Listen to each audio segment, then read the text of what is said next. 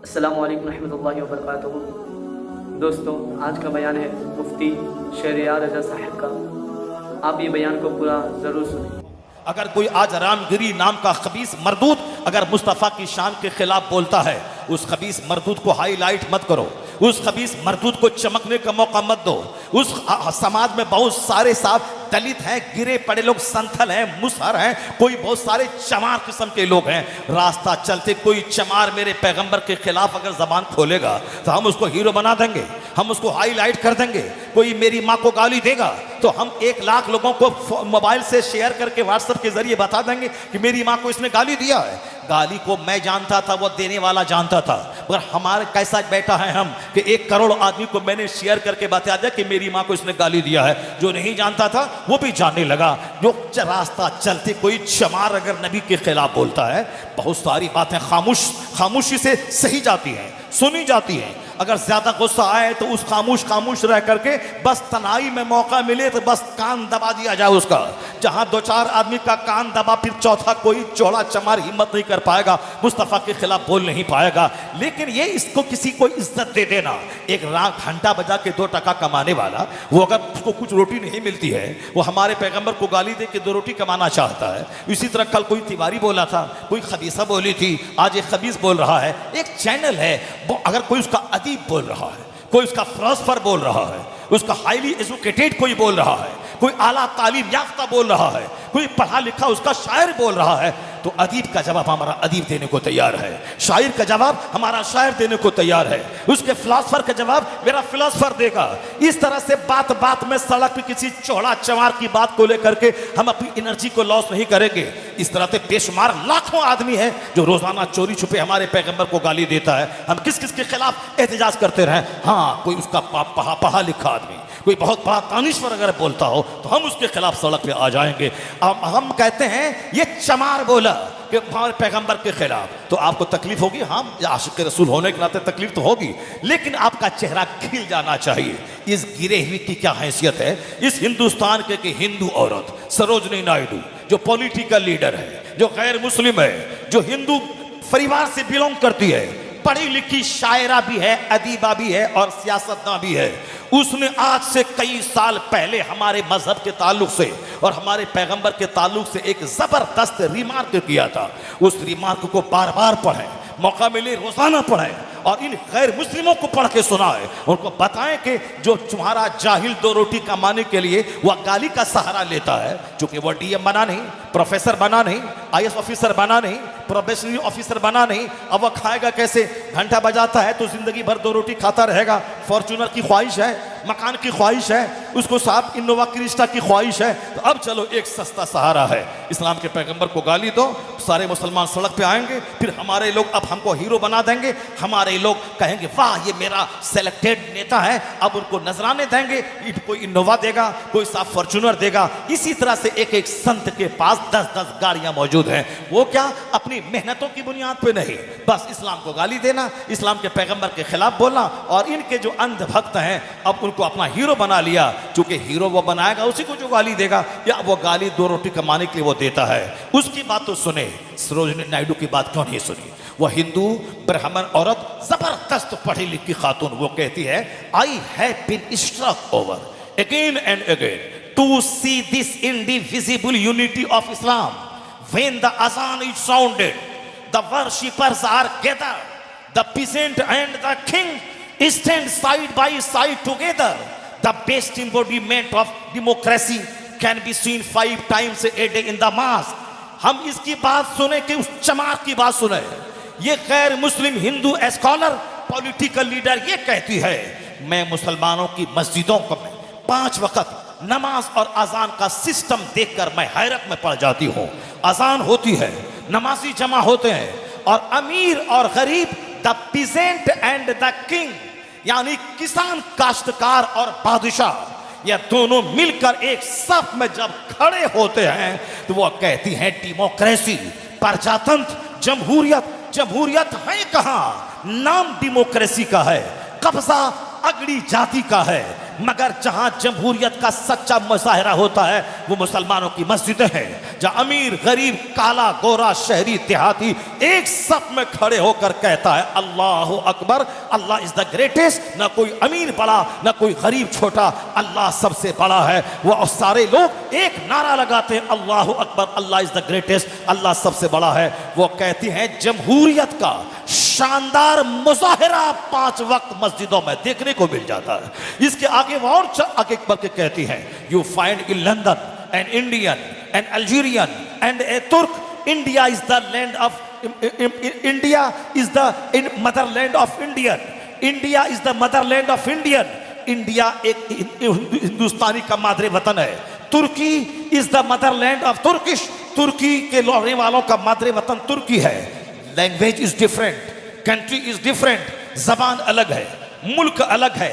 When they stand in prayer, it makes man instinctively a brother।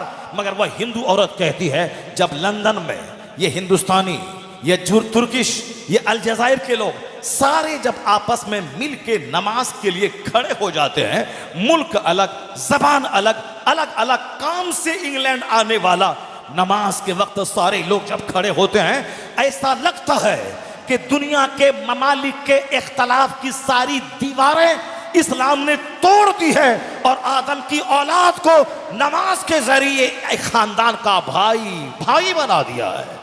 It makes man instinctively A brother. ऐसा लगता है कि कानून नमाज अलामती तौर पर आदमी को भाई बना दिया है। मुल्क अलग, जबान अलग। कितनी बड़ी बात कह दी।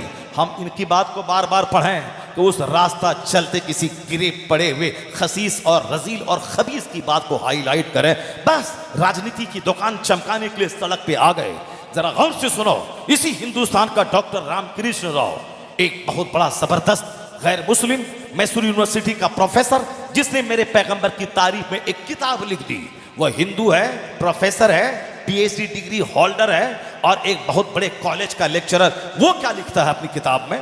वो कहता है the personality of Muhammad, it is most difficult to get into the whole truth of it. वो कहता है कि इस्लाम के पैगंबर की व्यक्तित्व की तह में उतरना बहुत मुश्किल है। हम एक चैप्टर पढ़ते हैं वो खत्म नहीं होने पाता कि उनके कमालात का दूसरा चैप्टर सामने आ जाता है। हम उसे पढ़ते हैं वो खत्म नहीं होता, उनके औसाफ का तीसरा बाब सामने आ जाता है। वो कहते हैं all these magnificent roles in these departments of human activities he is alike a hero. क्या कहा उस गैर मुस्लिम ब्राह्मण हिंदू स्कॉलर ने रास्ता चलते किसी चौड़े चमार की बात को लेकर के? साहब तुमने राजनीति की दुकान सजा ली। खामोशी से काम लेना चाहिए। जब बहुत बड़ा कोई हमला करे किताब की जबान में, उसका जवाब किताब की जबान में दिया जाए। ये बड़ा स्कॉलर इसकी बात को हाईलाइट क्यों नहीं करते? ये रामकृष्ण राव ने क्या कहा? इंसानी जीवन के हर क्षेत्र में जो इस्लाम के पैगंबर ने हमारी रहनुमाई की है, हमारी नेतृत्व की है, हमारी क़यादत की है, जो हमारा मार्गदर्शन किया है, उसको देखकर कहा जा सकता है इस धरती का लाजवाब इंसान मोहम्मद अरबी की ज़ात गिरामी है। वो कहते हैं इस धरती का हीरो, अपनी जबान में इस धरती की अबतरी शख्सियत पैगंबर आज़म अलैहिस्सलाम की ज़ात गिरामी है। वो कहते हैं इनका कोई जवाब पूरे विश्व में नहीं है। ये तो हिंदुस्तान के लोगों की बात हो गई। अमेरिका का एक सबसे बड़ा पढ़ा लिखा दानिश्वर उसकी बात को हाईलाइट करे सारी दुनिया में। डॉक्टर माइकल हार्ट का जवाब हिंदुस्तान के पास नहीं है। जो अपने जमाने का सबसे बड़ा साइंटिस्ट, जो अपने वक्त का सबसे बड़ा लायर, एडवोकेट, उसने ठान लिया था कि दुनिया में जितने लोग पैदा हुए और जो जिस क्षेत्र के महान थे, उन तमाम महान लोगों की जिंदगी को मैं पढ़ूंगा। उन लाखों करोड़ों में से मैं 100 को छांटूंगा। उस 100 में मैं रैंकिंग करूंगा जो दुनिया के हर जबान, दुनिया के हर मुल्क को अपनी तालीमात, अपनी व्यक्तित्व की छवि से प्रभावित करे। मैं उसी आधार पे उसकी रैंकिंग करूंगा कि अव्वल नंबर पे कौन आएगा। तो सारे लोग समझ रहे थे कि डॉक्टर माइकल हार्ट साइंटिस्ट है। न्यूटन फादर ऑफ साइंस कहलाता है, न्यूटन साइंस का बाप कहलाता है। चूंकि न्यूटन आज से 400 साल पहले उन्होंने साइंस की बुनियाद रखी, उसी के फॉर्मूले पर अमल करते हुए आज हमारे घरों में जो मोबाइल है साहब, हमारे घरों में जो लैपटॉप है, हमारे घरों में जो टेलीविजन है, जो रेडियो है, जो हमारे दरवाजे पे साइकिल से लेके फोर व्हीलर तक और हमारी निगाहों के सामने ट्रेन से लेके प्लेन तक जितनी चीजें हैं वो हिंदुस्तान का कोई पढ़ा लिखा साइंटिस्ट इसका इजाद नहीं किया है। ये सारी चीजें साइकिल से लेके हवाई जहाज तक अमेरिका यूरोप के दानिश्वरों ने दी है। हमारे हाथ के फाउंटेन पेन से लेकर के कंप्यूटर तक ये सारी चीजें उसी 7 समंदर पार के दानिश्वरों ने दुनिया को दी है। हवाई जहाज से लेकर ट्रेन तक सारी चीजें उसने दी है। वहां पढ़ने पर हमारे मुल्क के लोग फख्र महसूस करते हैं। हिंदुस्तान में बेशुमार औरतें हैं जो संसद में पहुंची हैं, लेकिन आज इकरा हसन का चर्चा हो रहा है। क्यों? वो लंदन से पढ़ के आई है। इसका मतलब है कि हमारे मुल्क के 140 करोड़ लोग आज भी ब्रिटेन को इज्जत की निगाह से देखते हैं कि वहां की तालीम का मर्तबा बड़ा हाई है, वहां के पढ़े लिखे लोग बड़े साफ इंपॉर्टेंट सिग्निफिकेंट हो जाते हैं। आज हमारे हिंदुस्तान के भावी प्रधानमंत्री राहुल गांधी जी, उसको इज्जत की निगाह से देखा जाता है। क्यों?